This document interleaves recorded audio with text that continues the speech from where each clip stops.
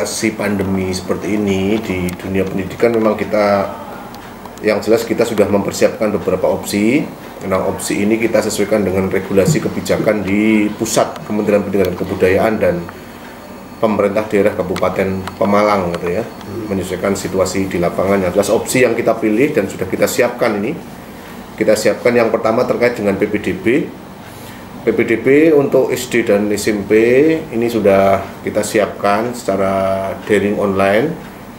Jadwal sudah siap tanggal 22 ya, tahun 22 Juni. Kemudian perangkat-perangkat lain di masing-masing sekolah juga sudah siap. Kalau toh nanti di sana ada offline antara calon peserta didik dengan pihak sekolah terkait dengan verifikasi data dan lain-lain, nanti akan diatur sesuai dengan protokol kesehatan.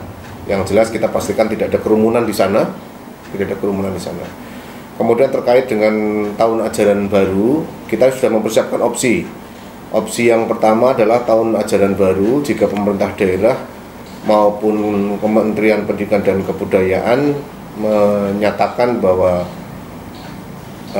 menyikapi pandemi ini akan dimulai di tahun pelajaran baru ya. Ada beberapa langkah, salah satunya adalah pola hidup normal baru, termasuk proses belajar mengajar di sekolahan. Kita pastikan ada protokol kesehatan di sana, kemudian tetap jaga jarak antar siswa, kemudian diatur, dipilih sekolah secara opsi mana kelas yang bisa belajar dari rumah maupun kelas yang harus tatap muka di sekolahan dengan mengikuti prosedur kesehatan yang ada tentunya.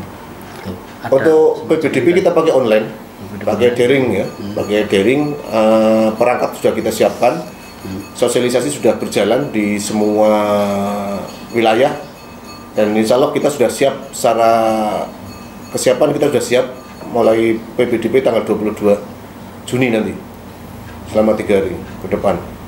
Ya, saya berharap kita sadar betul bahwa di masa pandemi ini hanya bisa yang kita lakukan adalah memutus mata rantai, termasuk mobilitas di satuan pendidikan di sekolah. Tetap yang kami kedepankan adalah keselamatan anak-anak kita gitu ya, keselamatan anak-anak kita. Jika memang situasi tidak memungkinkan untuk belajar di sekolah, ya opsi belajar di rumah tetap menjadi pilihan terbaik. Nah, kita menyesuaikan keadaan nanti, kebijakan Pemda seperti apa, kebijakan Kementerian Pendidikan seperti apa gitu. Yang jelas kita prinsip opsi ini sudah kita gelar, sudah kita kaji. Artinya jika memang harus belajar di sekolah, berarti persiapan yang dilakukan oleh teman-teman di satuan pendidikan juga harus dipersiapkan secara matang supaya mobilitas ini tidak menimbulkan penularan baru, klaster baru di dunia pendidikan. Kemudian yang berikutnya kita pastikan di sana tidak ada kerumunan tempat bermain anak. Jika perlu tempat bermain anak di lingkungan sekolah kita tutup. Itu jika masuk loh Pak. Jika belajar dilakukan di sekolah. Tapi jika memang nanti kebijakan pemerintah daerah maupun pusat kemudian tidak memungkinkan untuk belajar di sekolah dengan mempertimbangkan kesehatan siswa, ya tetap belajar menggunakan pembelajaran jarak jauh, daring akan kita laksanakan lagi. Sejauh ini apa aja Pak yang disiapkan Pak untuk sampai 3 Pak? Untuk kelas 9? Iya. Pendaftaran siswa. Itu kami kemarin sudah menyiapkan untuk koordinat itu yang kami sudah siapkan. Kemudian karena itu permintaan dari dinas untuk pendaftaran online, kami siapkan semua. Kemudian terakhir kemarin sudah cek akhir untuk koordinat itu. Nah sampai saat ini memang belum, berikutnya belum kami anukan, kami masih nunggu dari dinas.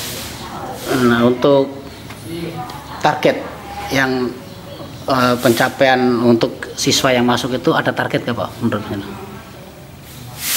Ya paling target terpenuhi saja ya. Terpenuhi saja.